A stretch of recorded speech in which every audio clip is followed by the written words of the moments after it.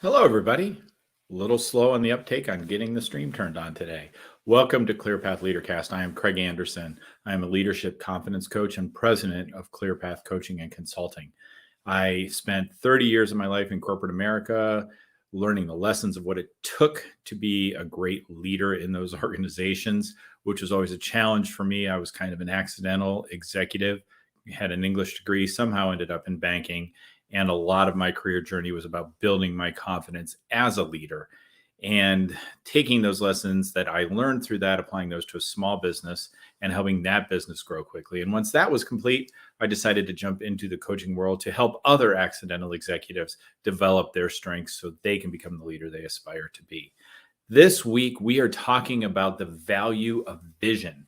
Vision is a big thing for leadership. It's a big thing for moving your business forward. What I would invite you to do, if you have questions or comments as we go through this, drop them in the comments. If you've activated StreamYard, I'll see your name as well. But in either case, I'll see your comment. So I'd love to have your comments. If you're catching this on the replay, drop a hashtag replay. Let me know any questions that you have. I wanted to start today's LeaderCast with a story about vision and how that allowed me to help keep a team together. Several years ago, I led a team that had been outsourced to another company. It had been a long-standing relationship, had been in place for a while, but then through a merger at one of the companies, there was a desire to pull that apart. And it was really a stressful time because one company really wanted to pull it apart. The other company really didn't want to pull it apart. And here I was as the leader of that division, stuck in the middle with a team of 70 people, even more stuck in the middle. And one of the things that I learned several things about leadership in that, but one of the things that I want to talk about today is the strength of vision in keeping that team together. Very early on in that process, it was clear that myself and my team were not going to be privy to kind of those discussions that were going on between the two organizations. And I was being very careful not to overly influence how people made decisions. But what I did want to do is create a couple of things around vision for the team to help them hold together during that time. One was just the vision of the importance of us sticking together as a team and how our strength was involved in that. And how on the other side of this, that we would be a stronger organization that would grow and move forward. And they understood that if we could stay together, if we saw that vision, that on the other side of this was greater opportunity for all of us. And that's what I can control, was that short-term vision. And this process, which felt like months of process, which was in reality a fairly short period of time, it was about a month, 6 weeks. We held that team together. And that team made a decision all to go to one of those two organizations based on the strength of that vision, of knowing that there was power in our grouping together, that there was a better solution on the other side where all of us could grow and change. So that was really the value of vision. Now, I like to talk to my clients about creating vision for their business on a much longer scale than that. But this was a especially unique circumstance. We needed a vision to get us through this difficult hump. Now, let's talk about the downside of vision and what happens when a vision isn't there to be cohesive. So we got probably 65 of those 70 people over into the new organization, made that decision to join.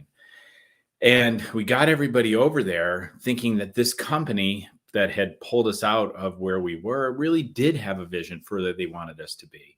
We were told there was a vision to grow that business. And the challenge was, I think there was a desire to grow that business, and there was definitely a want to grow that business, but the actual vision of what that was going to look like, of what kind of team we were going to have, how much volume we were going to be generating, how we were going to do it, what was going to be important to us, what was not going to be important to us. All those things were actually really lacking.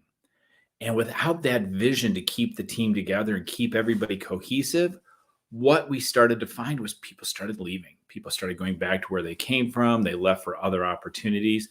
I was even pursued very aggressively to leave and go to another opportunity. And it was a very desirable thing. It really was something that I really had to think about, because I was concerned that this new organization we were part of didn't have a vision for what we were going to be, and weren't really looking to me to create it. And that was really a struggle. But ultimately, I made a decision to stay and start trying to work towards building that cohesive vision for what we were trying to build. And it was just a really great lesson for me to see that when that vision falls apart or when that vision doesn't exist, it's hard to keep your team together. We talked about the value of vision in a blog this week that went out on Tuesday, clearpathcoaches.com/blog. And you go check that out and read about why vision is so important for us as leaders to create and cast that vision. So, what are the three big lesson takeaways I want to share with you today about the importance of leaders casting and creating a vision and communicating it? One, a key takeaway for you from today, and we want to give you three every week, is get a clear vision for your business, for your team, for your division, for your company.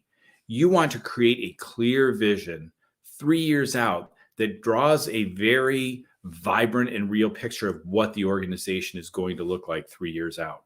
You want to talk about the kind of company you're going to be, the size you're going to be, the type of people you're going to serve. These are all really important things because people, and you'll see this a lot in employee engagement too, is that people want to align with the vision. They want to align with the vision of the company and they want to see their role in it. And that's how you get engagement and that stickiness where the employees are aligned with the company. In this time where we're all focusing on the Great Resignation, and check us out over on Q&A on Breakthrough Leadership today at 4 o'clock. We're going to do a live stream on the Great Resignation.